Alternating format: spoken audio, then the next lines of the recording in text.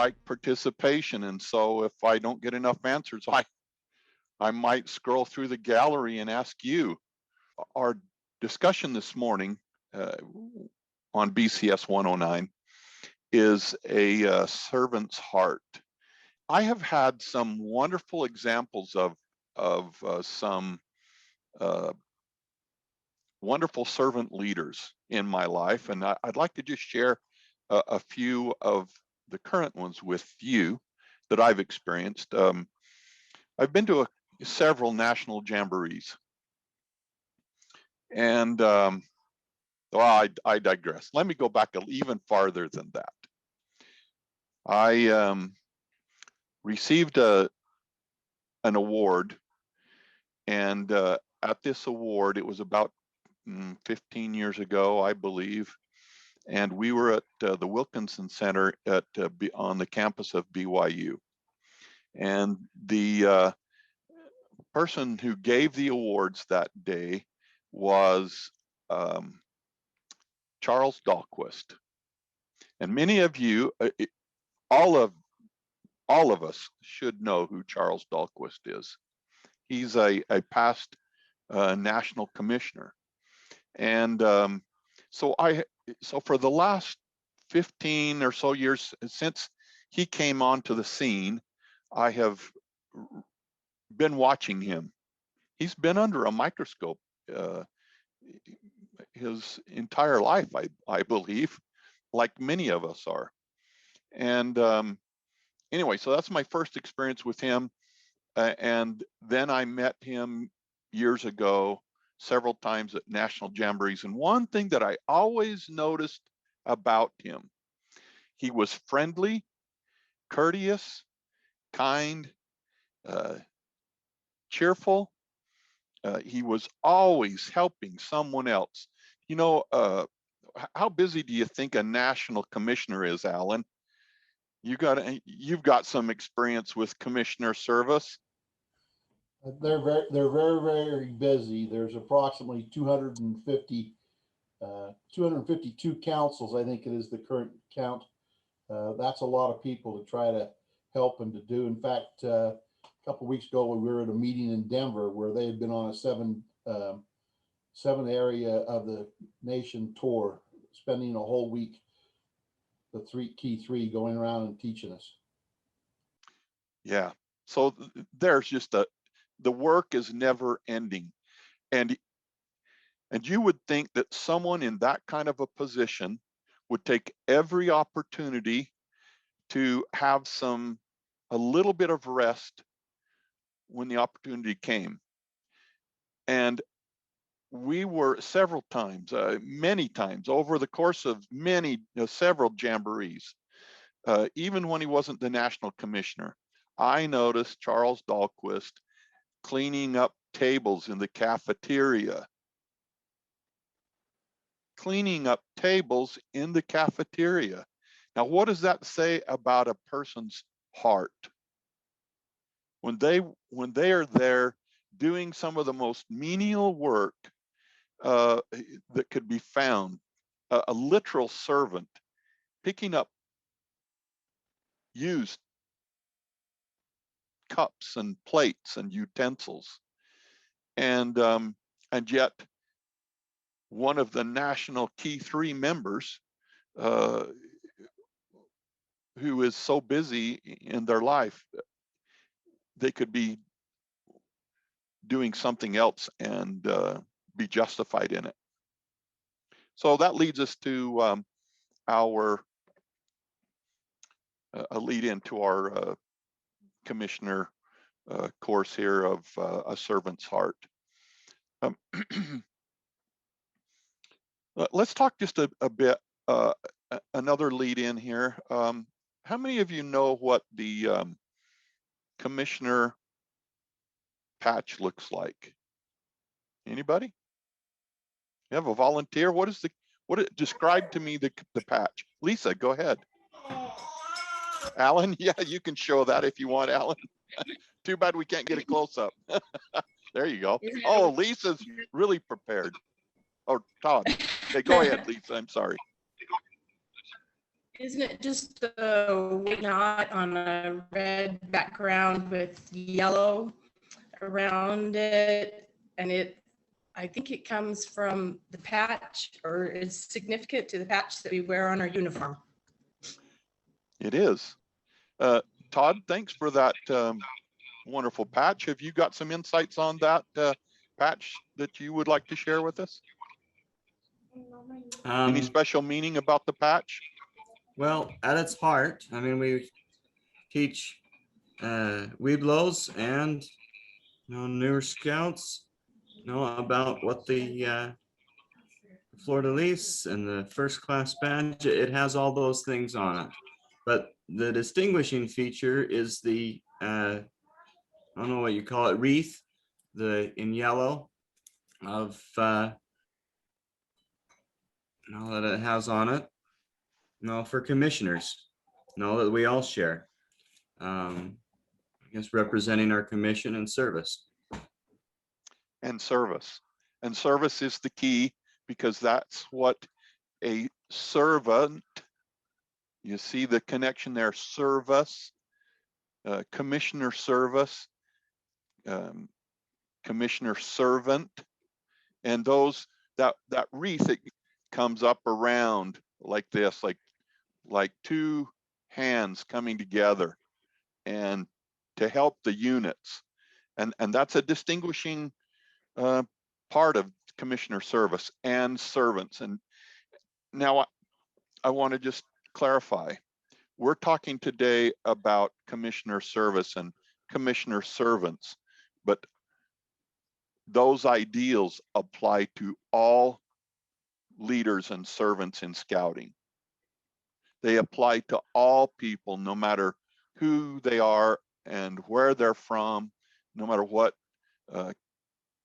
their nationality or ethnicity is. It doesn't matter. These are eternal truths, if you will, for service. I was at a scout function some time ago, and somebody talked about servants, and they said, and they talked specifically about scouters, and the servants GDP. Does anybody know what the servants GDP is? Okay, I'll fill you in. There's the servants that get paid. There's the servants that don't get paid. And then there are the servants that pay for everything, pay for the opportunity to be a servant. Have you all heard of that? So that's the servant GDP. I like to throw that out there and remind everybody I love acronyms, and you're gonna see some today. So scouters, what kind of scouters? What kind of GDP are scouters? Anyone? Maybe you have a personal experience. Last I checked, I paid for everything. Last time you checked, you paid for everything? Yep. Anybody else? I heard a lot of people chime in at the same time right then. Speak up.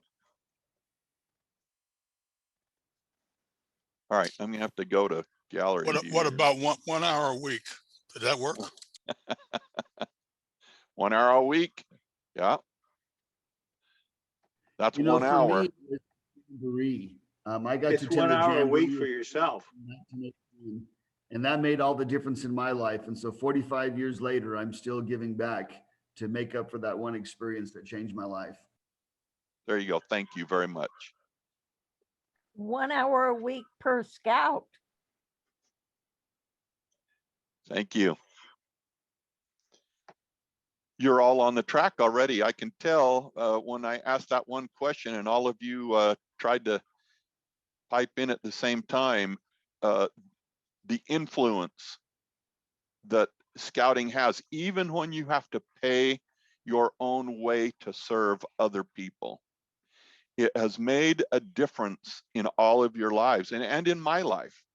And those are the ideals that we're looking for in the servant's heart. And our course today, in fact, I think we should get started on that right now. And I'm just going to share my screen here. And let's get started on those values or those points, the characteristics of a servant's heart. Here we go. So the essential elements of a servant's heart, we've touched on them here today, this morning already, but I wanted to have you start thinking along those lines of a servant's heart. And you've already come up with some good ideas. You've already got some feelings in your soul and in your heart about what a good servant is and what that heart is. I want you to look at that word heart. In that word heart, there's also the words hear and ear. And so a heart, we can hear with our heart, can't we? We can hear with our heart is an ear in certain ways. And we want to see if we can become and hear those servant hearts. All right, so we're going to define some of the characteristics of servant leadership and a servant's heart. And we want to apply these concepts in our unit service. Servant leadership, I want to share with you, I was at a national jamboree and we had a special visitor. It was the first jamboree at the Summit, Bechtel Reserve, SBR. And I was standing there at the,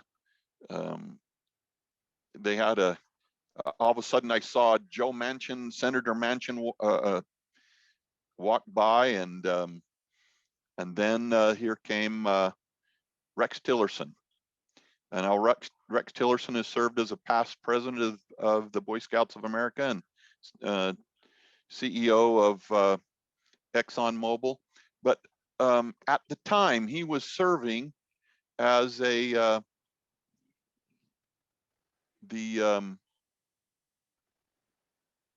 State Department head. I forgot what Secretary of State. Yeah, there you go. Thanks. I had a brain cramp right there.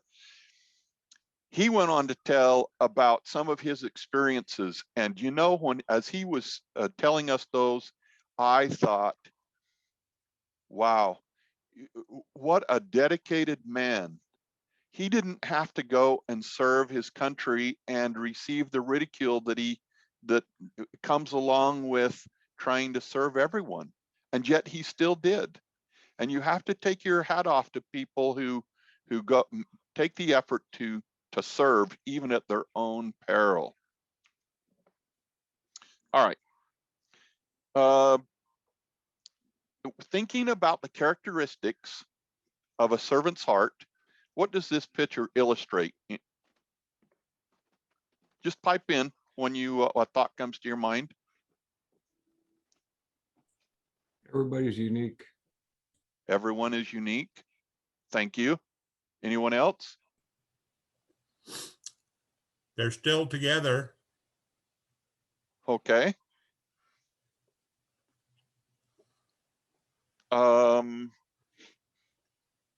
Could we say that a servant's heart is a group thing and not an individual? Sure. Okay. All right. It's kind of hard to be a servant to yourself, right? So really,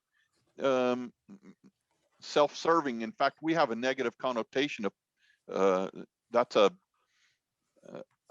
not a very good badge of honor when we say someone is self-serving, right? And so we can say that to be a good servant and to have a good servant's heart, we have to share that, and it has to be with a group. You can't have a good servant's heart and only think of yourself. It intuitively has to be a group of people. So we can say one of the first characteristics is a servant's heart is shared with others, includes others, and they value diverse opinions. and diverse views. Does anyone have an experience with a scout leader who was inclusive? You bet. We were starting a new venture crew in Korea, and we were able to include women in the crew for leadership positions. And it was just an opportunity to include all the youth, to be able to have a good, productive program. I'm glad you brought that up because we're in a change. We've been in a change for the last year, haven't we? Year and a half, 2 years, of including girls in scouting, and we have to be careful. So one of our points of a good servant's heart is to understand that we need to change a little bit, and we need to be careful and not just say boys in the troop or in the pack. We need to be value the diversity in the women's part of this. What does this picture indicate to you? What is it?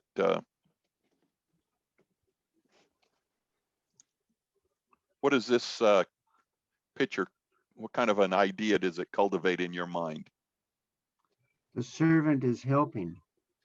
Helping. Okay. Anyone else? Training and supportive. Okay. Trust and cooperation. Cooperation. How many of you have been on a rappel? Okay. You remember the first time you went? Annalise, I saw you raise your hand. The first time you went, was it just you went and hooked up and jumped off the edge and everybody looked down there and went, wow. Annalise went down there fast for her first time. Definitely not. I was 12 at the time and my uncle took me and it was very scary and I was very slow. But when I got to the bottom, it was awesome and I wanted to go again. All right. And you wanted to go again because you could trust the people who you went with. Because I want to know, Annalise, if you had fallen that first time, maybe even just 10 feet at the bottom and hurt your ankle or something, do you think you would have been as easily swayed to go a second time? Probably not. I think I only went the first time because I trusted my uncle in the first place and I trusted that he knew what he was doing. Then if he said I could do it, then I could. So. Great. You know, Scouters, I think that one of the things, especially in this day and age of COVID and Zoom meetings, that we need to make sure that we don't lose the trust of the youth and leaders that we have influence over. And all that trust, all it takes to ruin that trust is one slip. You know, it might be unintentional, but one slip is all it takes. So as servant leaders, we need to make sure that we have our heart in the right place and understand how important trust is. All right, what does this picture conjure up in your mind? What are they doing? Say teamwork. Teamwork. And what Team would that? building. Good. Sorry, I didn't mean to walk over you. Did somebody else have another comment? Team building. Team building. Why would you want to build a team? What does that infer when you go to build a team? Is everybody a captain on the team? No, but they're all important. Good. They're all critical. Yes. The easier it is to accomplish your goal. Yes. In this picture, we can see that they're kind of working their way on a pyramid, and they're helping each other up the pyramid. But nevertheless, at the top is one person, or generally a leader. And a servant's heart understands how important it is to develop other leaders and to help them along the way and see how they're being helped up to different levels and being up the scale, if you will, to develop importantly other leaders. All right, how about this one? What does this bring to your mind? Again, it looks like we've got people helping, right? Definitely. But is this a group? There's just two people in this picture. What does that imply when it's just two people?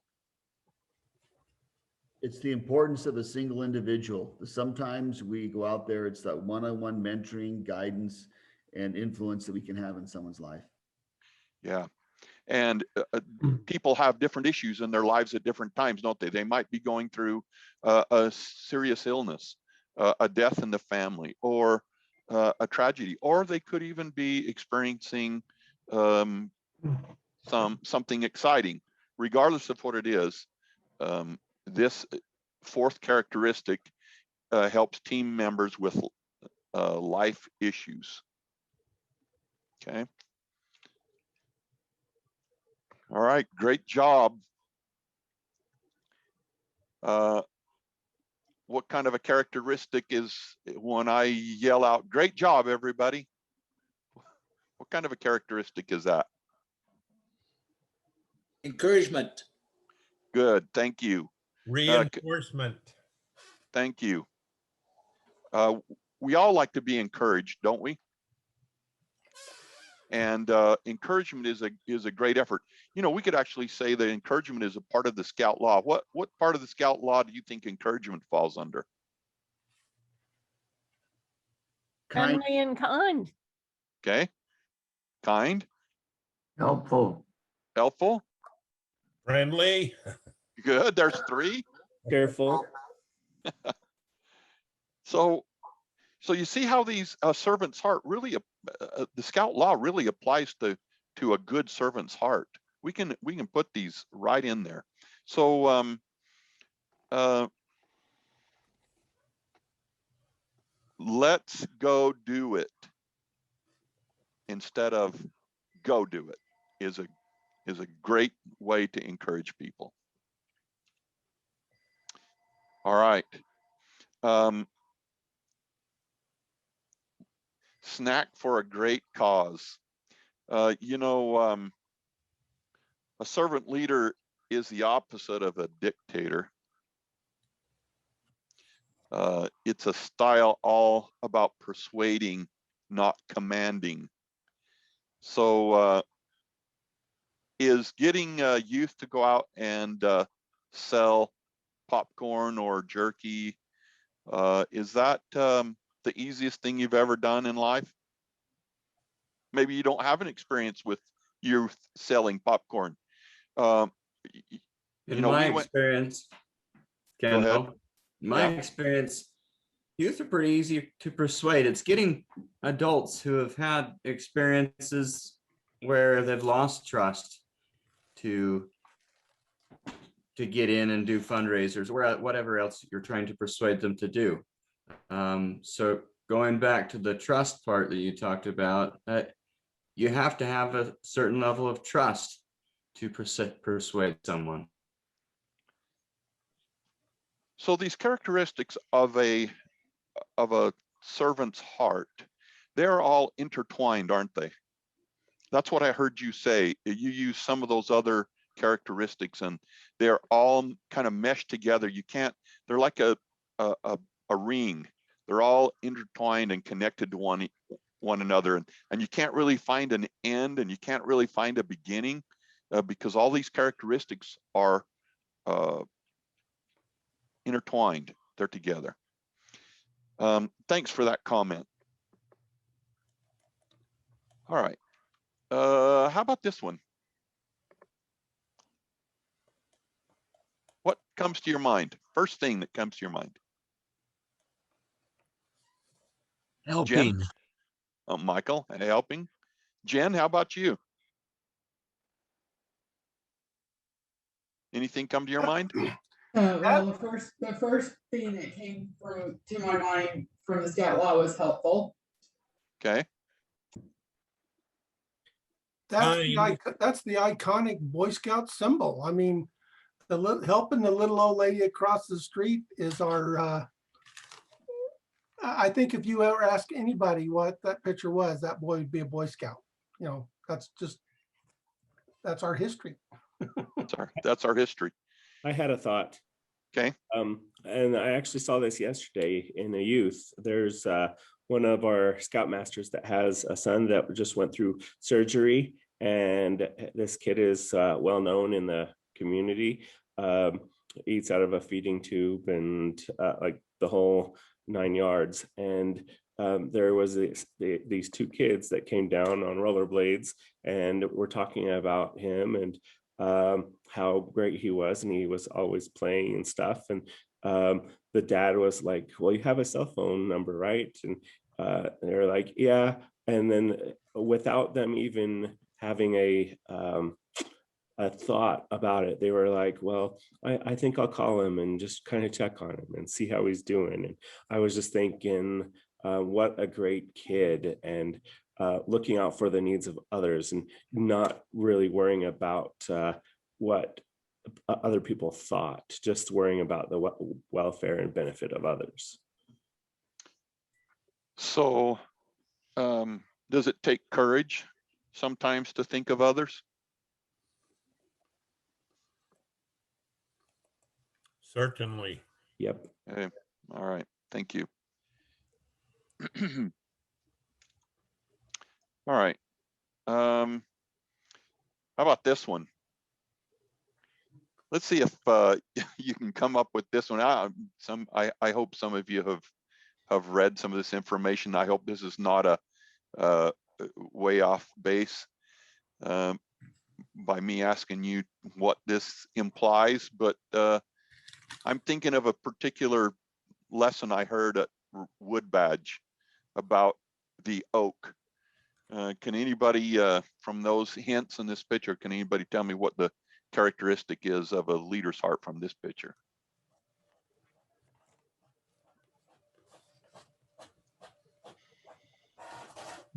Who's with this leader? We won't go on that. This is a scouting picture, and what youth protection does this break? This picture. No, we're not gonna. Well, the other adult leaders taking the picture, so there's still too deep leadership. Okay, all right. Your mother is right outside of the picture. All right, good. So now that I've got you all to participate in this, what does this picture imply? Who's plant a seed and let it grow? Okay, good. Is it gonna go ahead? Planning for the future. All right. Hope How in the future. Okay. It may take years for the impact of your teaching and service to be visible. You won't get shade from that tree for decades, but yet you're planting it now, knowing that someday it'll make a difference. Yeah, and isn't that the same idea behind the oak, the acorn and the oak tree that they talk about at Wood Badge? I don't know. Does everybody remember that little story? That little poem about the acorn and the oak tree? No? I do. Yeah, I do. It's fresh on Yes. my mind. Go ahead, All right, Alan. so go ahead. They talked about a meeting house, a religious meeting house, where they used the timbers from oaks around to build this, but they pretty much used them up. The people there knew that it would last a long time, but instead of standing pat, they planted a new generation of oaks because they knew someday the timbers in that meeting house would need to be replaced. I guess we're talking about replacing ourselves with the next generation. That's what that youth in the picture represents to me, is a next generation to carry the standard. So can I ask you all a real pertinent question? And Alan kind of alluded to it. We've seen some big changes in membership numbers this past year, haven't we? you can surely see the critical nature and the point we're at, the crossroads we're at right now in the life of scouting in the West, and how important it is that all of us don't just sit back and watch the tree grow, but that we're a part of the process and we go out and live scouting's principles and ideals and share the aims and share the methods with the youth and other people. You know, scouting's ideals aren't just for scouters.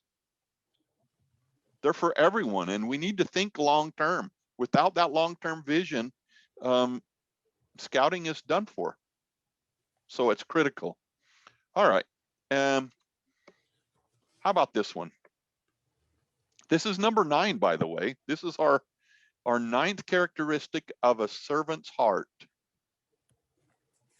What is this kind of idea and emotion does this bring to you?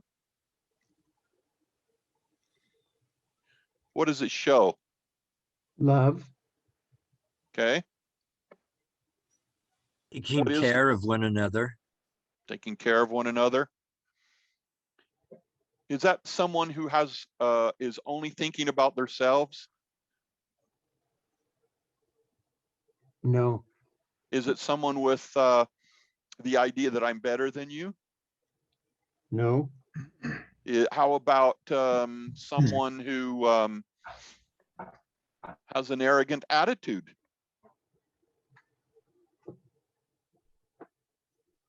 No, it doesn't show that either. So what does this represent, this picture? Always about someone else. Okay. The leader doesn't wear, go ahead. Caring. Caring. Great. All these are wonderful, wonderful ideas. I hope that you have all been enlightened by this, these characteristics as we've talked about them together. I'd like to bring one more story before I close here. In about 1783, the American Revolution was just winding down. And who was the leader of the commander of the American forces? Can anybody tell me? Who? Grant. No, that would be George Washington. George Washington, thank you. So George Washington was the commander-in-chief of the army, and they had, this was at the end of the war.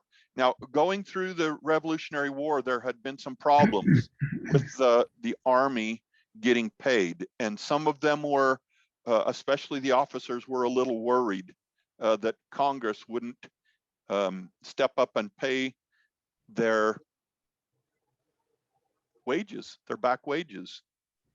And so some of the officers got together, and one or two of them wrote a letter to George Washington.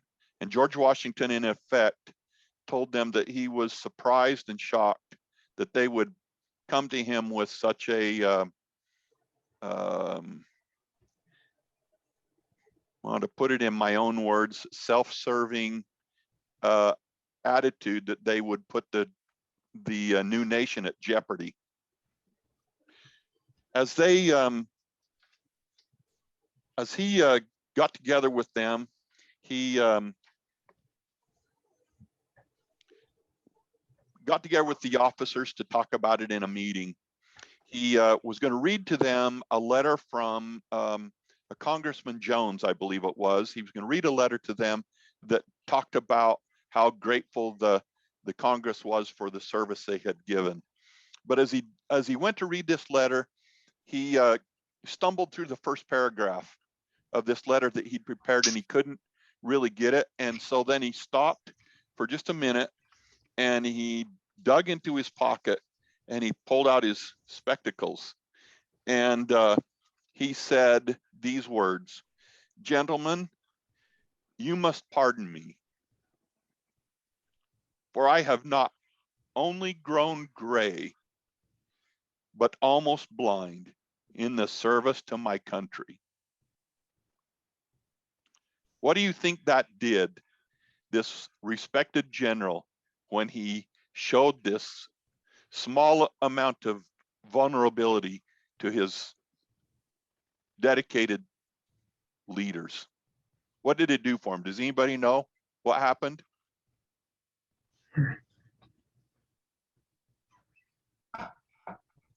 It shamed and embarrassed them for being so concerned with themselves. Thank you. If I recall correctly, the officers then took from their own monies and paid their soldiers. Could be wrong about that. Now that I do not know, but they did, the officers did reciprocate their affection for the expressions that he had given with the greatest sincerity of human heart is capable. So they basically tried to share that same love and affection for the soldiers all the way down through the ranks. George Washington probably wasn't, there's some rumors that he was offered to be the king and that he turned it down. Those are just rumors, but it is probable and likely that he did affect and have an effect on the way that our country progressed from that point on, meaning it was less likely to have been run by the military, and it was more likely to have been run by civilians as we enjoy now. So we could say that George Washington was one of those people with a servant heart, willing to look beyond himself, cared about others, and devoted his life to the cause, even to the point of gray hair and blindness. I hope all of us can have a servant's heart and move forward in this scouting program, that we can bless the lives of everyone we meet and really go out and share with others our commitment to scouting. Thank you all for everything you do in scouting. Thank you for being here.